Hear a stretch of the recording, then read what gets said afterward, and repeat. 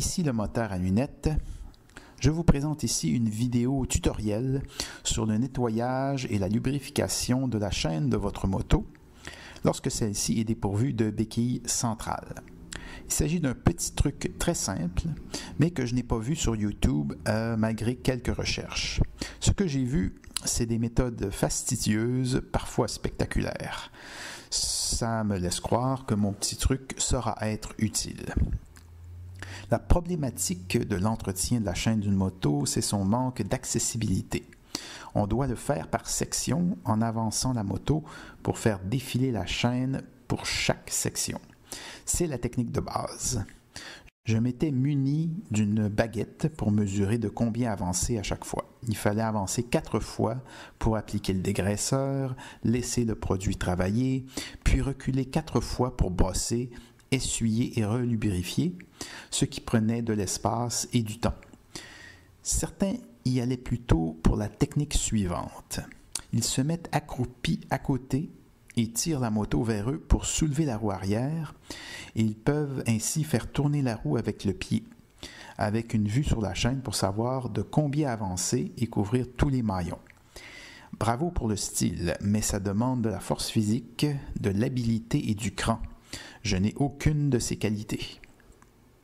Pour faire un travail rapide et uniforme, tout ce que nous devons faire, c'est soulever la roue arrière de quelques millimètres pour la tourner en roue libre.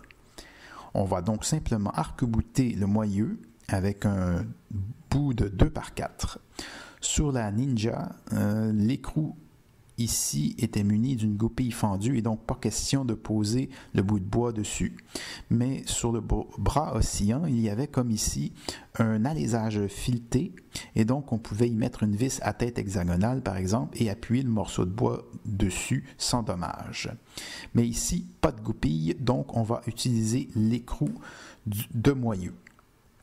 On va premièrement braquer le guidon vers la droite, ce qui va pencher la moto sur la béquille. Puis on pose le 2x4 en l'engageant un petit peu. Puis on rebraque le guidon vers la gauche. On peut même le barrer dans cette position.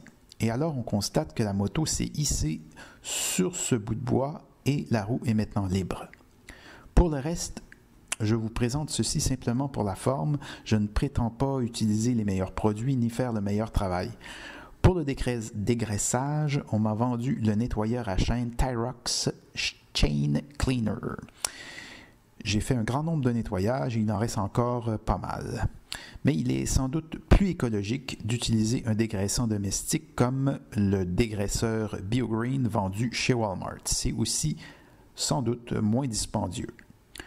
J'ai aussi acheté la brosse Grunge Brush, très dispendieuse, mais utile pour atteindre l'autre face de la chaîne. Mais cette brosse Vileda, vendue chez Metro ou IGA, ça va mieux encore pour le reste, je trouve, car on peut faire un vigoureux mouvement de va-et-vient. On m'a vendu pour la lubrification cette graisse Motul qui fait un beau travail. Donc on fait tourner allègrement et on peut asperger la chaîne.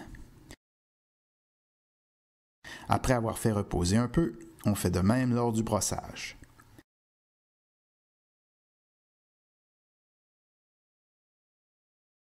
Puis de l'essuyage.